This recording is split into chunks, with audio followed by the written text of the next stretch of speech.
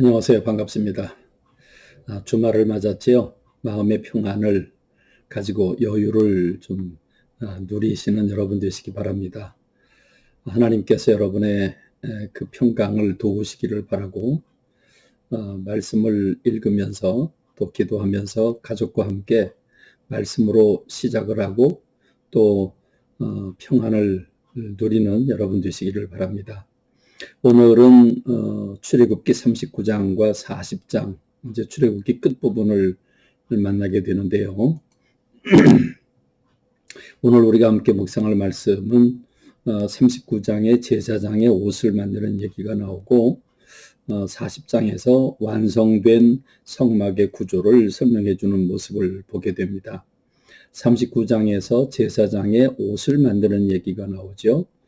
옷의 성격과 그리고 옷을 어떻게 만들었는지를 보여주고 있습니다. 속옷부터 시작해서 겉옷 그리고 에봇에 이르는 모든 옷을 소개하고 있는데, 여러분 이렇게 성경을 읽다가 보면 가끔 좀 헷갈린다 그럴까요? 혼동된다는 걸 느끼게 되죠. 왜냐하면 28장, 출애굽기 28장에서 제사장들의 옷을 만드는 것에 대해서 자세히 설명을 해주고 있거든요. 그런데 왜 39장에서 또 나오냐 이거죠. 왜 똑같은 말씀이 두 번 나오지? 여러분 이것을 좀 이상스럽게 여길 텐데 이상하게 여기지 마십시오. 25장부터 30장, 29장에 이르는 말씀들은 설계도입니다. 그러니까 성막을 이렇게 만들어라. 어떤 구조로 만들고 크기는 어떻고 그 가운데서도 제사장의 옷은 어떻게 만들어야 된다라고 하는 설계도를 준 겁니다.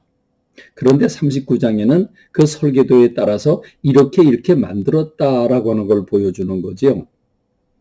그러니까 설계도와 실제로 만든 것은 사실 내용은 거의 같은 거죠.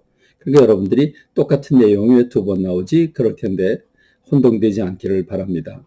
자, 그럼 복습을 해볼까요? 제사장의 옷은 왜 만들라고 했습니까?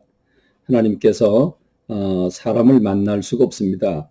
하나님은 죄를 가까이 하실 수 없는 분이기 때문에 죄를 가진 인간이 주님을 만날 수가 없어서 그러나 우리 하나님은 사람들을 만나기를 원하시기 때문에 죄인 된 사람을 선택을 하셔서 그들에게 옷을 입히시고 그들을 성결하게 하시고 인을 치시고 기름을 부으셔서 위임식을 함으로써 하나님의 것으로 삼아 하나님의 전에서 거주하면서 사람들을 주님 앞으로 인도하는 역할을 하게 했던 겁니다.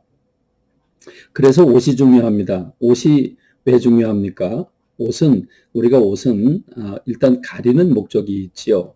우리의 수치를 가리는 부분이 있고, 그 다음에 옷에 정말 중요한 것은 그 옷을 보면 직업이 뭔지를 알 수가 있습니다. 연예인들의 옷, 공무원들의 옷, 다 옷을 보면 특징이 있죠. 표징이 있습니다. 그 보여주는 목적이 있죠. 그러니까 제사장은 하나님의 영광을 드러내고 하나님을 섬기는 것을 보여주는 옷입니다.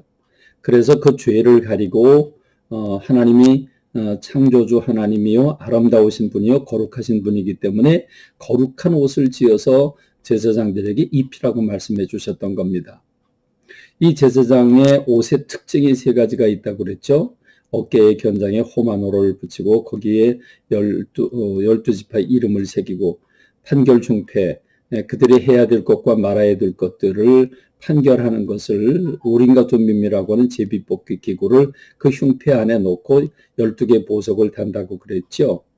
또 머리에 모자를 쓰는데 모자의 겉에는 여호와께 성결이라고 쓴 패를 붙임으로써 하나님이 제사장을 통해서 드린 예물을 받으시고 하나님께서 그 견장 어깨에 쓰여져 있는 이스라엘 백성들의 이름을 보고 이스라엘 백성들을 기억하신다고 했습니다.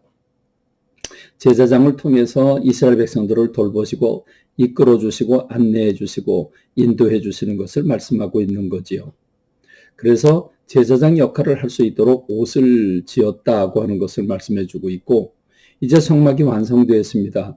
그 완성되는데 39장 32절에 보면 성막을 만드는 걸 마쳤는데 어떻게 했냐면 여호와께서 모세에게 명령하신 대로 다 행했다.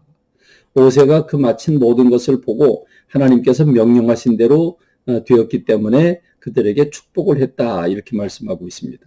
그래서 40장에서 성막을 봉헌에 올립니다.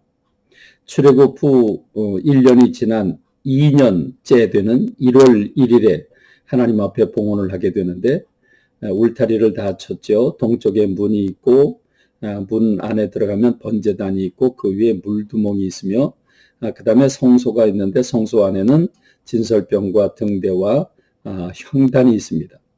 그리고 지성소 안에는 법궤가 있고 그 법궤는 언약궤 또는 증거궤 이렇게 얘기를 하고 그 위에 속죄소가 있고 하나님의 보좌와 그룹들의 섬기는 모습들을 볼 수 있습니다. 드디어 제사장이 성결 예식이 마쳐지고 물두멍에 물로 손발을 씻고 하나님을 섬기게 되는데 그러면 하나님은 이 완성된 이제 모든 성막의 기구가 다 배치가 되었고 완성된 이 성막 하나님이 인간을 만나시고 인간들의 삶 속에 인생들의 삶 속에 거주하기 위해서 내려오시는 그 하나님은 어떻게 임재를 하실까요? 제가 성경 가운데 가장 좋아하고 그 가장 영광스러운 부분인데 40장 34절로 35절은 이렇게 말씀합니다.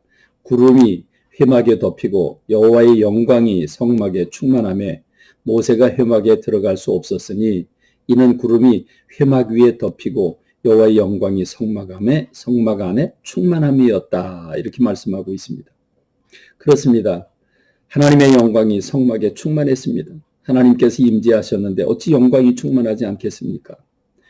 여러분이 성막은 무엇입니까? 성막은 오늘 우리의 교회입니다. 우리가 예배를 드릴 때 하나님의 임재와 영광이 이렇게 충만하기를 간절히 소망합니다.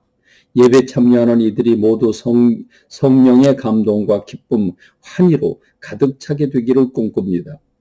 우리 교회 안에 있는 모든 시설과 예배에는 이 깊은 영적인 의미가 있음을 깨닫는 저와 여러분 되고 내일은 주일인데 이날을 구별하고 주님 앞에 와 예배 올려드리고 세임 얻는 여러분 되시기를 주님의 이름으로 축원합니다.